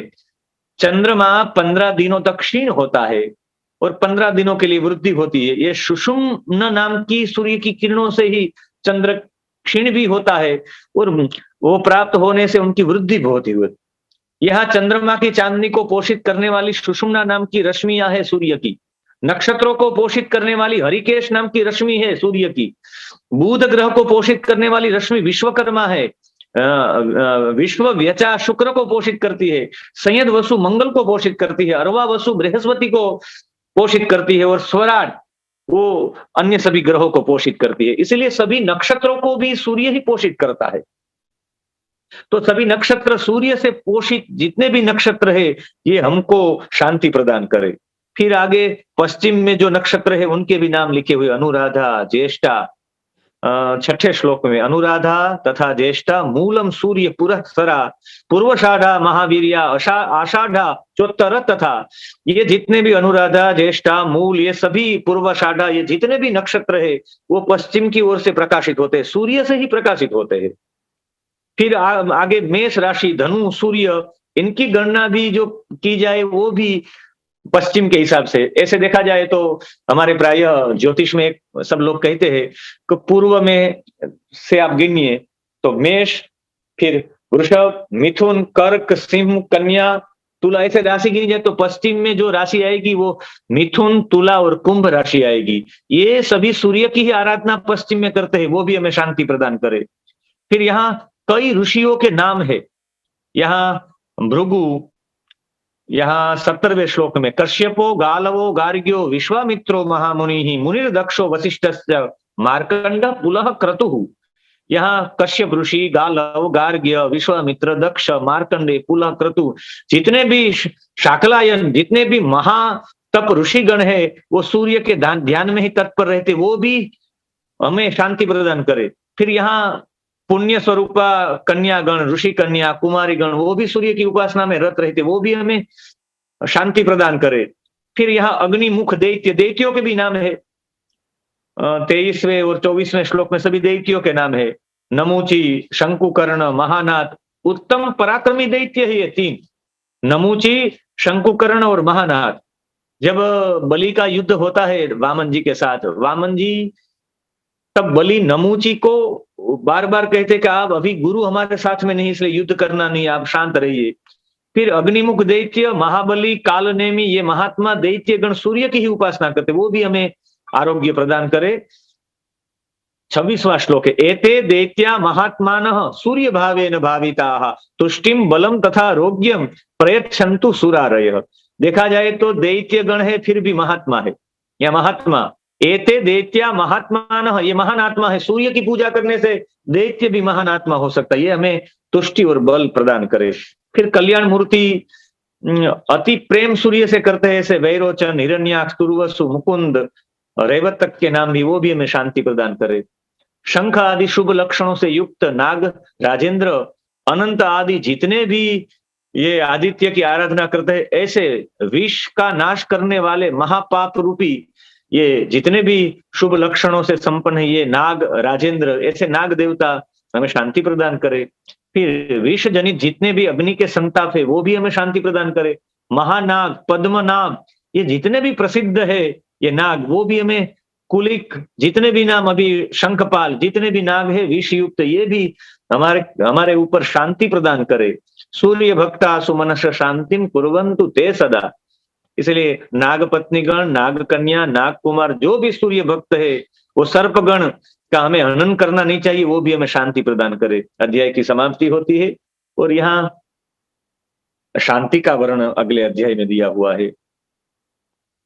180वां अध्याय है और उसमें गंगा, पुण्या, महादेवी, यमुना, नर्मदा नदी, गौतमी, चापी, कावेरी, वरुणा, देवकी तथा देविका तथा यह सभी नदियों के नाम है। सूर्य के ध्यान में तत्पर रहने वाली सभी नदियां हमें शांति प्रदान करे, हमें शक्ति प्रदान करे। शांतिम कुर्वन्तु ते नित्यम।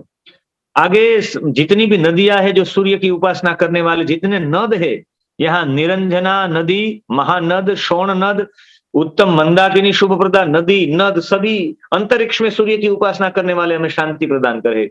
यक्षपति महावैश्रवण, जिसे कुबेर कहा जाता है, वो भी यक्षों के साथ हमारा कल्याण करे, ऐसी भावना है। यहाँ यक्षेंद्र जो मणिकुंडल से भूषित है वो भी हमें शांति प्रदान करे।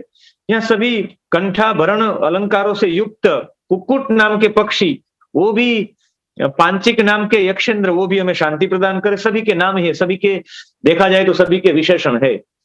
जैसे 13वें श्लोक में धृतराष्ट्रो महातेजा नाना यक्षा दीपक खगा, दिव्य पट्ट शुक्ल छत्रो मणिकांचन भूषित, महातेजस्वी यक्षों के अधिनायक, दिव्य वस्त्र से भूषित शुक्ल छत्रधारी सूर्य भक्त, अनुरक्त, सूर्य पूजा में प्रवृत्त, सूर्य के कृपा पात्र धृतराष्ट्र नाम के यक्ष हमें शांति प्रदान करे।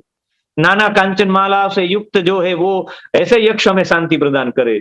जो यक्षगण हर्षान्वित है वो हमें शांति प्रदान करे। जो अंतरिक्ष में रहने वाले हैं, स्वर्गगामी है, वो शांति प्रदान करे। यक्ष, यक्ष की पत्नी, यक्ष कुमार, यक्ष कन्याएं जो सूर्य में लीन है, ऐसे 19वां श्लोक, यक्षिण्यो विविधाकाराः तथा यक्ष कुमारकाः यक्ष कन्या महाभागा सूर्य आराधन तत्परा, सूर्य की आराधना करने वाले सभी हमें सूर्य की, इससे एक बात ये भी हम स्वीकार कर सकते हैं, स्वीकृत होती है कि सूर्य की उपासना करने वाला ही शांति प्रदान कर सकता है। इसीलिए ब्राह्मणों की पूजा करने से ही शांति मिलती है, इसलिए कि ब्राह्मणों के चरण स्पर्श करने से ही शांति मिलती है।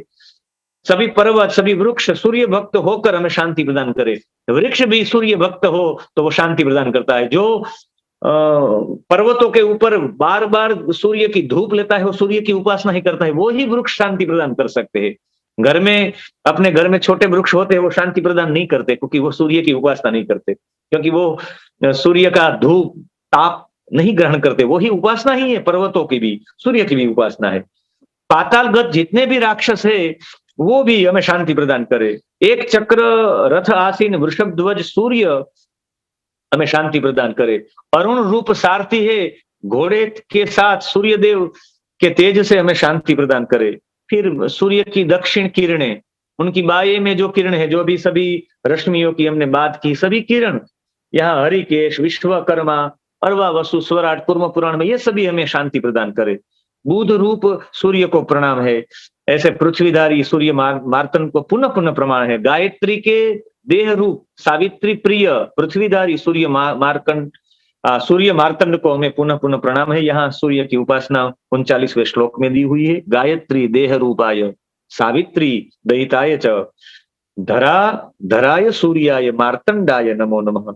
यहाँ अरुण के द्वारा जो विनता का पुत्र है, मुझे कभी कभी ऐसा लगता है पक्षिणाम च वैनतेयम गीता जी में आया हुआ है, तो वहां गरुड़ के हिसाब से यह वहां वैनतेय लिखा हुआ है। तो इसलिए वो वैनतेय लिखा हुआ है, विंता का पुत्र। विंता जानती थी कि सूर्य की जो घोड़े चलाने वाला है, 7 अश्वों को चलाने वाला वो मेरा बेटा अरुण है, और जो अश्व है वो सभी श्वेत ही है, उनकी पूंछ काली नहीं थी, श्याम नहीं थी। वो सर्प की जो माता कद्रु थी, उन्होंने आदेश दिया, और कई पुराणों में है, मार्कंडेय पुराण में है, देवी भागवत में है, कई पुराणों में चर्चा है कि वो इतने लिप्त हो गए कि उनकी पूंछ काली दिखाई दी, श्याम दिखाई दी। और विंता जानती थी कि अभी मैं कहूंगी कि ये काली नहीं, ये सब सर्प लिपटे हुए हैं, तो पूर्व में जिन्होंने मना किया कि हम ऐसा काम नहीं करेंगे, उसी सभी सर्पों को श्राप दिया हुआ था, आप जन्मेजय के यज्ञ में भस्म हो जाओ। वो बेटों को श्राप मिला, ये बेटों को भी श्राप न मिले। एक माँ अपने बेटे को श्राप न दे, इसलिए विंता ने ये सहज स्वीकार कर लिया कि काली है, मैं आपके वहां दासी हो जाऊं, मैं दासी बनना पसंद करूंगी, लेकिन कोई माँ अपने बेटे को श्राप दे ये मैं पसंद नहीं करूंगी। इतनी दयालु है, उनका बेटा है, इसलिए वैनतेयंच पक्षिणाम ऐसा कहा गया है।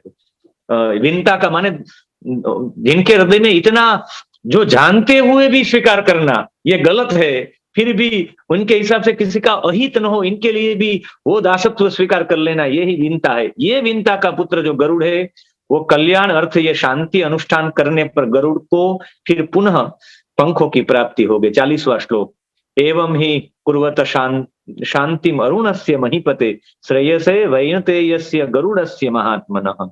और एतस्मिन्नेव काले तु सुपर्ण पत्रवान अभूत तेजसा बुध संकाशो बलेन हरिणा समः। उनकी पुनः उनकी पंखों की प्राप्ति हो चुकी है, और बुध के समान तेज बलिष्ठ हो चुके हैं। अरिष्ट ग्रहों का दुष्प्रभाव, दुर्भिक्ष, सभी उत्पातों, अनावृष्टि को दूर करने के लिए लक्ष्य का होम करना चाहिए। ग्रहोपघाते 45वां श्लोक, ग्रहोपघाते दुर्भिक्ष उत्पातेषु कृष्णसः अवर्षमाणे पर्जन्ये लक्ष्य होम समन्वित। 1,00,000 आहुति वो प्रदान करना चाहिए, और हर्षित मन से, प्रफुल्लित मन से घृत, शहद, तिल और जौ से युक्त खीर से माने चरु से हवन करना चाहिए, यज्ञ करना चाहिए। इनके साथ अकाल मरण, सर्पदंश, विष का संक्रमण भी नहीं होता जो सूर्य की उपासना करता है। अंत में गरुड़ ने शाकद्वीप में भोजक को ये सब बातें बताई थी। शाकद्वीप की चर्चा बार बार आई है। सुख रूपी महात्माओं ने विद्वान व्यास देव से ये कहा था, और व्यास मुनि ने हमारे पास ये पुराण का पूरा आख्यान पहुंचा हुआ है। और इसके साथ अध्याय की समाप्ति और स्मृति भेद का वर्णन। समय छे 9:48। तो यहाँ पंच प्रकारम धर्मम में वदस्मार्तम यथाक्रमम कौतुकम पृच्छते ब्रह्मन समास व्यास योगतः। 5 प्रकार से स्मार्त धर्म हमें कहिए, हमें सुनाइए, और विस्तार से के साथ या समास के साथ सुनाइए। 5 प्रकार के धर्म का विस्तार पूर्वक यहाँ वर्णन दिया हुआ। जो ध्यान मग्न है, पहले से जो अनुभव किए हुए है, पुनः उनका स्मरण करना वही स्मृति है। यहाँ स्मृति का पूरा विवेचन दिया हुआ है। वेद एक ही धर्म है, वेद धर्म स्मृतत्वेक आश्रमाणांच तत्परः। यहाँ वेद के हिसाब से दंड मेखला आदि से ब्रह्मचारी, सन्यासी, सब में दंड और मेखला तो आती ही है, पर जहां जहां गुण जहां जहां प्रवर्तित होता है, गुण के अनुसार धर्म होता है। यहाँ थोड़ा धर्म के अनुसार में निषेधात्मक और विधेयात्मक ये 2 धर्मों की चर्चा हुई है। आपने पर्वों की रक्षा हेतु ही स्मृतियों का वर्णन किया हुआ। यहाँ स्मृति की बार बार बातें होती रहती है। स्मार्त धर्म, यहाँ थोड़ी मैंने स्मार्त और स्रोत के बारे में थोड़ा पूर्व में लिखा हुआ था। अभी स्मार्त और स्रोत में सभी लोग अग्निहोत्रम, दशपूर्णमास, चातुर्मास्य, पशु, सोम याग, ये जितने भी है ये सभी स्रोत याग है।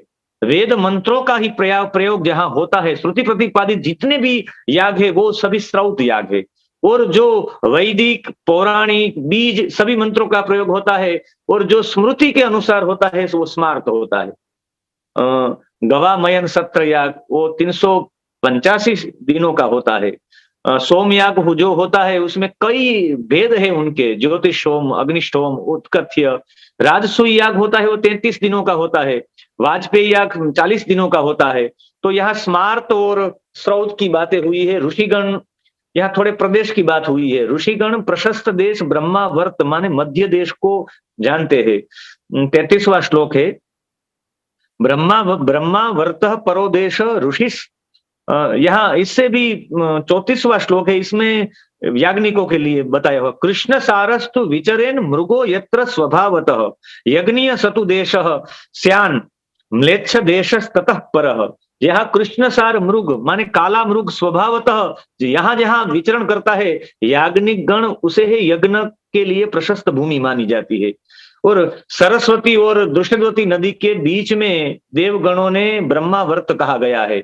हिमालय से लेकर विंध्याचल के बीच का जो स्थान है उसे मध्य देश कहा गया है, और पूर्व से लेकर पश्चिम तक। सबसे बड़ी बात है, अभी माधवपुर में भगवान की शादी हो रही है, तो पूर्व से ही बारात आई हुई, पूर्व से ही सभी लोग आए हैं, और पश्चिम से भगवान की बारात जाएगी। ये पूरे भूभाग को लोग आर्यावर्त कहते हैं। तो यहाँ आर्यावर्त खड़ा हुआ है अभी, पूर्व से भी कई लोग आए हैं, और यहाँ पश्चिम के लोग है ही। तो एक अध्याय की पूर्ति और विवाह विधि का वर्णन है। पूर्व में पंकज भाई के साथ मेरी चर्चा हुई थी, तो ये जो विवाह की परंपरा है, विवाह विधि का ही वर्णन है। सभी विवाहों की यहाँ चर्चा है, सनातन धर्म का स्वरूप बतलाया हुआ है। और उसी में सबसे पहले ये सबसे बड़ी बात है, ये 10वां श्लोक है 182 अध्याय के अंतर्गत, अष्टमे दशमे वापि ब्राह्मणस्य उपनायनम पुरुषस्य यथा चान्यम जातीयानाम विशेषतः। यहाँ सबसे पहले मंत्र से, यदि गर्भाधान आपको करना है, ये गर्भाधान से लेकर सभी संस्कारों की बात की हुई है। गर्भाधान जब करना है तो मंत्र युक्त गर्भ संस्कार ही गर्भाधान है, मंत्र के साथ। उनके मंत्र भी है, ब्रह्म नित्य कर्म समुच्चय में उनके मंत्र भी दिए हुए है, कहाँ स्पर्श करना, कैसे मंत्र का उच्चारण करना, और तभी गर्भाधान, तभी गर्भ संस्कार ही गर्भाधान है। फिर 3 मास के बाद पुमान सूयते इति पुंसवन, 6ठे मास या 7वें मास में सीमंत उन्नयन संस्कार, और उनके बाद जन्म होने के बाद जात कर्म संस्कार, मंत्र से सवर्ण शलाका से बालक को प्राशन कराया जाए, वो जात कर्म संस्कार। फिर नाम उच्चारण 11वें दिन में नाम संस्कार होता है, और फिर 6ठे मास में अन्न प्राशन, 3रे वर्ष में या पहले वर्ष में चूड़ा कर्म, 8वें या 10वें वर्ष में बालक का उपनयन होता है, 8वें व 10वें। हमारी मान्यता ये होती है कि 9वें साल में, 11वें साल में, लेकिन वो जन्म गर्भ से माना जाता है, 9वां और 11वां। लेकिन जन्म से माना जाए तो 8वां और 10वां वर्ष है। और एकादश और द्वादश वर्ष में क्षत्रिय और वैश्य के बालक को उपनयन दिया जाता है। और सावित्री सबके लिए अलग अलग दी हुई है। यहाँ कन्याओं के लिए थोड़ी बात है। तो ये 23वां श्लोक है, ये इनके लिए बड़ी अच्छी बात है। यदि 24वां श्लोक है, पितृगृहे तु या कन्या रजः पश्यत संस्कृता पतंती पितरस्तस्य कन्या च वृषली भवेत। यदि पिता के घर रहकर यदि कन्या अविवाहित रहकर रजस्वला हो जाती है तो उनके पितृगण नरकगामी होते हैं, उसे वृषली कहा जाता है। और ऐसी अल्प बुद्धि वाला ब्राह्मण उनका वर्ण करता है तो वो वृषलपति कहलाता है। ब्राह्मणों की पंक्ति में उसे बिठाया नहीं जाता। कन्या का 3 गणों में कन्या की यहाँ बातें हुई है, एक गौरी, एक रोहिणी और एक रजस्वला। ये गौरी किसे कहा जाएगा? ऋतुमती नहीं हुई है वही गौरी है। रजस्वला हुई है और यौवन चिन्ह युक्त है वो कन्या है, और जो कूचहीना है वो नग्निका है। यहाँ उससे भी एक बात की, 1 साल की गौरी है, 10 साल की नग्निका है, 12 साल की कन्या है, और 12 साल से अधिक आयु वाली रजस्वला कही गई है। यह 3 बार प्राणायाम करने से यदि नियम का पालन न हो, तो जो नियम का पालन न कर दे, अपनी बेटी की उम्र हो चुकी है फिर भी वो शादी नहीं करता, विवाह नहीं करता, ऐसे पिता के घर ऐसे नियम का पालन नहीं करता, उनके वहां भोजन भी नहीं करना चाहिए। उनके घर भोजन करेंगे, कोई करेगा भोजन तो प्रायश्चित करना पड़ेगा, 3 प्राणायाम और घृत का प्राशन। और इससे भी आगे बताया हुआ है कि आपको ऐसा भोजन करने से चांद्रायण व्रत करना पड़ेगा। इससे आगे भी कहा गया है वैदिक अग्निहोत्र आदि कर्म के लिए यहाँ कहा कैसी पत्नी के साथ विवाह करना चाहिए। तो यहाँ 40वां श्लोक दिया हुआ है, नो द्वहेत कपिलाम कन्याम नाधिकांगीम न रोगिणीम नालो मिकाम नाति लोमाम न चाकूटाम न पिंगलाम। यहाँ नाधिकांगिम कहा गया है, माने अधिक अंग वाली नहीं होनी चाहिए। हमारे जीवन में, हमारे गांव में भी कई लोग हैं, 5 अंगुली होती है, उनकी जगह 6 अंगुलियां होती है, तो वो अधिक अंगी होती है, ये भी प्रशस्त नहीं है। जो इससे भी कपिल वर्णा होती है वो भी नहीं है, रोग वाली होती है, रोम रहिता, एक भी रोम नहीं हो तो वो विवाह के योग्य नहीं है। फिर आगे इनसे आगे कहा है कि बड़े भाई की उपस्थिति में उनके विवाह न हो और छोटा भाई विवाह कर ले तो उनके लिए भी दोष कहा गया है। यदि बड़ा भाई यदि बड़ा भाई मूक है, यदि वो वामन है, कुब्ज है, जन्मांध है, तो दोषग्रस्त नहीं है। ये चर्चा करने के बाद सभी विवाहों की चर्चा है। अलंकार से युक्त जो विवाह कराना है वही ब्राह्म विवाह है। जो प्रतिज्ञा युक्त होकर यहाँ ब्राह्म विवाह और प्राजापत्य विवाह में 2 फर्क है। ब्राह्म विवाह में आपको अलंकार के साथ, जहां देवहूति का विवाह होता है भागवत जी में, तो वहां 3 बातें दी है। यदि आपको ब्राह्म विधि से विवाह करना है तो उनको आभूषण देना चाहिए, उसे वस्त्र प्रदान करना चाहिए और उनको एक भोजन का पात्र भी अर्पण करना चाहिए। ऐसे ब्राह्म विवाह होता है। अलंकार से युक्त कन्या को दी जाए वो है, और सिर्फ प्रतिज्ञा देकर फिर वस्त्र के साथ दी जाए वो प्राजापत्य विवाह है। गौ के साथ कन्या का दान प्रदान किया जाए वो आर्ष विवाह है, और स्वर्ण भूषित वेदी के पास ला गई कन्या ऋत्विक को प्रदान की जाए वो देव विवाह है। और बाद में अन्य विवाहों की भी चर्चा हुई है। यहाँ ब्राह्म, देव, आर्ष, प्राजापत्य, गांधर्व, आसुर, राक्षस और पैशाच, 8 प्रकार के विवाहों की चर्चा है।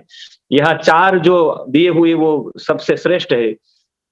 यहाँ कन्या के लिए एक और भी बात बताई है। पंचम विवाह के लिए पुरुष और स्त्री प्रेम वशाद एक दूसरों को समझकर संबंधित हो जाते हैं, वो गांधर्व विवाह है। हत्या करके रोती बिलकती कन्या का हरण करना वो राक्षस विवाह है। व्यसनी होने से शुल्क प्रदान करने के लिए कन्या हरण करना वो आसुर विवाह है। और निद्रा में मग्न हो मदोन्मत्त कन्या को एकांत में उपभोग करना पैशाच विवाह है। ये विवाहों की चर्चा भी की हुई है। और आगे 23वें अध्याय में 12 प्रकार के श्राद्धों का वर्णन है। श्राद्धों के बारे में यहाँ नित्य नैमितिक श्राद्धों की बात की हुई है। माता पिता की मरण तिथि यदि ज्ञात न हो तो 27वें श्लोक में न जानाति नरो यस्तु मृतानाम विनतात्मज मासम दिनम मृतानाम तु पितृणाम खग सप्तम। यदि आपको अपने पितरों की तिथि ख्याल न हो, उनकी तिथि के दिन हमें श्राद्ध करना है, तो आप ऐसे व्यक्ति को अमावस्या के दिन उनका श्राद्ध कर सकते हैं। श्रद्धया दीयते श्रद्धया कीयते इति श्राद्धम। माघ मास में और मार्गशीर्ष मास में विशेष श्राद्ध करना चाहिए। और यहाँ गंध जल मिश्रित पिंडदान अर्पण करना, गोष्ठ श्राद्ध भी दिया हुआ है। गो गण के लिए कुछ अर्पण करना वो गो श्राद्ध है। पार्वण श्राद्ध भी दिया हुआ, पर्व काल में कुछ दिया अपने पितरों को प्रति, ये भी। यहाँ सबसे बड़ी अच्छी बात यह है, 25वें श्लोक में लिखा हुआ है, स याति नरकम घोरम तामरिसम नाम नामत ततो भवति दुष्टात्मा नगरे सुकर खगः। जो व्यक्ति अपने पितरों को वार्षिक तिथि पर, मरण दिन पर श्राद्ध नहीं करता, उनका हरि ब्रह्मा रुद्र कोई भी उनकी पूजा का स्वीकार नहीं करता। ब्राह्मण धर्म का विवेचन अगले अध्याय में है। स्वयं को प्रसिद्ध करना, यहाँ वेद विक्रय 6 प्रकार से वेद विक्रय कहा गया है। प्रख्याते प्रत्यये नेव प्रश्न पूर्वम प्रतिग्रह यजने अध्यापने वादे षड्विधो वेद विक्रय। स्वयं को प्रसिद्ध करने का कार्य आत्मश्लाघा, स्वयं को विश्वसनीय बनाने के लिए उपक्रम रखना।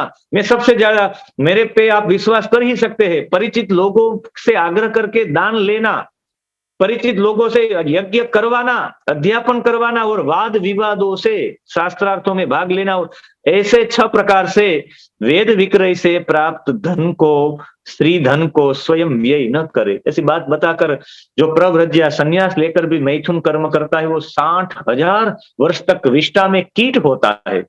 ये 17वां श्लोक है। यस्तु प्रव्रजितो भूत्वा पुनः सेवति मैथुनम 60 वर्ष सहस्राणि विष्टायाम जायते कृमि। पुनः यह श्लोक भी आया है।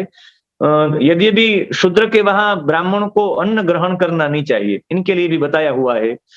यद्यपि 20वें श्लोक में है, उपनिक्षेप धर्मेण शूद्रान नंच पचे द्विज अभोज्यम तद भवेद अन्नम सच प्रिय पुरोहित, सच विप्र पुरोहित, परोसने वाला बनाने वाला ब्राह्मण है तो भी लेना नहीं चाहिए। यहाँ आगे भी बताया है, यदि आप अंगुली से दंत मंजन करेंगे, प्रत्यक्ष लवण का भक्षण करेंगे और मीठी भक्षण करेंगे तो गो मांस खाने के समान है। 25वां श्लोक, अंगुल्या दंत काष्टाम यत प्रत्यक्ष लवणं च यत मृत्तिका भक्षणम चैव तुल्यम गो मांस भक्षण ही। ये भी बड़ी बात अच्छी बताई हुई है। वेद अध्ययन करने वाले ब्राह्मण का अतिक्रमण न करे, उल्लंघन न कर, ब्राह्मण का अतिक्रमण करना नहीं चाहिए। और सबसे बड़ी बात, मुझे ये बात बहुत अच्छी लगी कि आपके समीप जो ब्राह्मण है, यदि वो ब्राह्मण विद्वान नहीं है तो दूर से विद्वान ब्राह्मणों को लाना, निमंत्रित करना नहीं चाहिए किसी भी कर्म के लिए। जहां 33वें श्लोक में लिखा हुआ है, सत्यनिष्ठम द्विजम यस्तु शुक्ल जातिम प्रियम वदम मूर्खम पाखंडिनम वापि वृत्तिहीनम मथापि वा अतिक्रम्य नरो घोरम नरकम पातयेत खग सप्त परान सप्त पूर्वान पुरुषान आत्मना सह। जो आपके समीप सत्यवादी, सत्य बोलने वाला ब्राह्मण है, शुक्ल है, उत्तम है, प्रिय वक्ता है तथा मूर्ख है, पंडित नहीं है, पाखंड वृत्तिहीन ब्राह्मण का त्याग करके किसी दूरस्थ विद्वान ब्राह्मणों को निमंत्रित करता है, वो नरकगामी होता है। अपने पास पाखंडी वृत्तिहीन माने पाखंडी वृत्ति नहीं है और मूर्ख है लेकिन प्रिय वक्ता है, सत्यवादी है, तो ऐसे ब्राह्मण को ऐसा ब्राह्मण का त्याग करना नहीं चाहिए। 7 पीढ़ी नरकगामी होती है। इसलिए यहां तो आगे 37वें श्लोक में कहा है, ब्राह्मणम न परीक्षाए, ब्राह्मण की परीक्षा भी नहीं करनी चाहिए। फिर स्वान कटे ब्राह्मण को क्या होना चाहिए, ये भी बात है। फिर मातृ श्राद्ध का वर्णन 50वीं अध्याय में है। रात्रि राक्षसी होती, श्राद्ध रात्रि को नहीं होता। और श्राद्ध के दिन आपको 8 ब्राह्मणों को भोजन करवाना है। और सबसे बड़ी बात है, भोजन कराने के बाद, ब्राह्मण भोजन कराने के बाद प्रदक्षिणा भी करे इनकी। ये पंकज भाई के लिए ये बात है कि भोजन कराने के बाद प्रदक्षिणा भी करे। गुरुजी की प्रदक्षिणा खंभालिया में की थी, अभी खंभालिया के पास ही है हम, इसलिए ये बात मुझे हृदयस्थ हुई कि महापुरुषों की भोजन कराने के बाद ऐसे उत्तम ओम बोलने से सबसे ज्यादा ऊर्जा प्राप्त होती है। नासा का संशोधन है। तो ओम बोलने वाला जो होता है तो बार बार वेद मंत्र बोलते हैं जो कर्मकांडी ब्राह्मण लोग, तो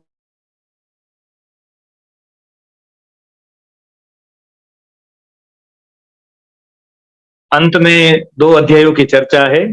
चर्चा करने के बाद मैं मेरी वाणी को विराम करने के, भोजक को भोजन कराना चाहिए, तो भोजक अभी भी भोजन के लिए अवशिष्ट है। इसीलिए मेरी वाणी को 2 अध्याय मैं चर्चा करूंगा। 10वें श्लोक में ये सुभाषित इसी से लिया गया होगा, बोधयन्ति न च याचन्ते देहिति कृपणा जनाः अवस्थेय मदानस्य यद्याचामो गृहे गृहे। सुभाषित में श्लोक है, याचकाने व याचन्ते बोधयन्ते गृहे गृहे दीयताम दीयताम अदीयताम फलम ईदृशम। तो यहाँ देने की बात करने के, यदि आपके घर में कोई मुझे दीजिए, ये वास्तव में याचना नहीं करते, वो पूर्व काल में पूर्व जन्म में दान न देने के कारण यही दयनीय स्थिति आपकी भी होगी, ये बताने के लिए दान भी करना चाहिए, श्रद्धा के साथ करना चाहिए। श्रद्धा ही परम दान है। और श्रद्धा की महत्ता दिखाते हुए ब्राह्मणों को, गाय को, देवताओं को भूमि देने के बाद वो खराब ही, भले ही वो भूमि खराब ही क्यों ना हो, लेकिन वो ब्रह्मघाती है। यदि ये ब्राह्मण की, गौ की, देव की भूमि यदि ग्रहण कर ले तो सूर्य के हेतु मन इच्छित 3-4 प्रकार से नृत्य गाया जाएगा तो गंधर्व भवन की प्राप्ति करेगा। 53वां श्लोक है, यह नृत्य गीतम कुर्वन्ति त्रिचतुर्धा यदृच्छया सूर्य स्याग्रे तु ते यान्ति गंधर्व भवनम खग। सूर्य हेतु यार मन में इच्छा हो 3-4 बार नृत्य ही किया जाए, नृत्य व कुछ गाया जाए तो गंधर्व लोक की प्राप्ति होती है। और अंतिम सूर्य और अनुरूप के संवाद में सूर्य देव को नमस्कार ही करना, सिर्फ नमस्कार करना, इतनी ही प्राप्ति करना। देव, अग्नि, सज्जन, सती, गौ, ब्राह्मण की निंदा नहीं करना। एक ही पंक्ति में स्थित लोगों में फूट डालने से सभी उपपातकों ये सूर्य की उपासना से दूर हो सकते हैं। अब मैं नरक के कारण रूप स्थूल पापों को कहता हूं, जो लोग मन, वाणी और शरीर से उत्पन्न होते हैं। यहाँ तृतीय श्लोक में, अंतिम अध्याय में, इदानीं पाप नीचया स्थूला नरक हेतव ते समासेन कथ्यन्ते मनोवाक् काय साधने ही।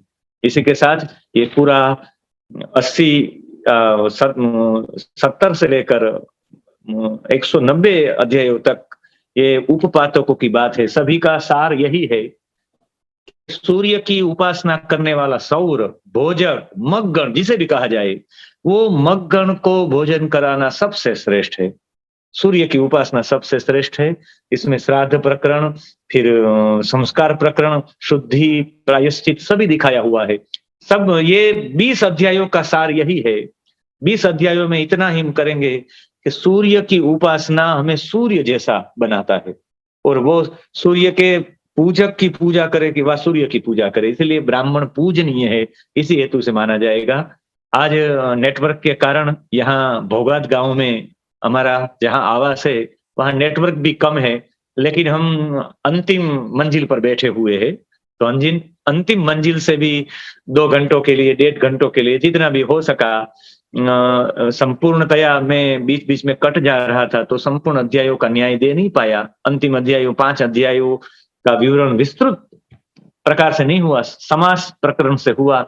इसी के लिए मैं पुनः पुराण प्रज्ञा प्रतिष्ठान के राजू भाई जोशी और पंकज भाई रावल सहित सभी विद्वत जनों का मैं कृतज्ञ प्रकट करता हूं। ये भविष्य पुराण के बारे में मेरी वाणी को पवित्र करने के लिए मुझे अवसर प्रदान किया। इनके लिए सभी के श्री चरणों में प्रणाम के साथ सभी को जय श्री कृष्ण, जय द्वारिकाधीश, जय सोमनाथ। धन्यवादः भवतामपि। कष्टं सोढ्वापि पुराण पाथेयम् अत्र परिवेशितं तदर्थं भवन्तः धन्यवादार्हः। विद्वान ब्राह्मणों का यही लक्षण है कि वो भोजन का त्याग करके भी भजन करने का जब अवसर मिलता है, और दूसरों को जब भोजन कराने का, माने पुराण का भोजन कराने का अवसर मिलता है, तो स्वयं का भोजन त्यागना वो भी एक बड़ा त्याग माना जाता है। तो आज आपने भोजनानुष्ठान से ही अध्यायों का प्रारंभ किया है, और अभी आपको हम वहां स्वयं आके तो भोजन नहीं करवा सकते, लेकिन अभी आपका भोजन बाकी है, तो आपके भोजन में अति विलंब न करे, वो भी हमारी थोड़ी मर्यादा बनी रहेगी। तो उपसंहार के रूप में हम अधिक कुछ न कहते हुए आप सभी को पुनः एक बार हम धन्यवाद के साथ आपके चरणों में प्रार्थना करते हैं कि इतनी व्यस्तता होते हुए भी आपने इन 20 अध्यायों का बहुत अच्छी तरह से स्वाध्याय करके, हालांकि भूतकाल में आपने भविष्य पुराण का पूरा सत्संग भी लोगों को करवाया है, इस विषय पर आपकी कथा हो चुकी है, ऐसा आपके ही श्रीमुख से हमने सुना है। तो ऐसे 20 अध्यायों का रसास्वादन किया। अब आप भोजन के रसास्वाद के लिए आप उपविष्ट हो, यही आपके चरणों में प्रार्थना करते हुए पुराण प्रज्ञा प्रतिष्ठान की ओर से पुनः एक बार आपका धन्यवाद और सभी को प्रणाम। अगले रविवार को पुनः नए वक्ता के साथ अगले 20 अध्याय के लिए हम मिलेंगे।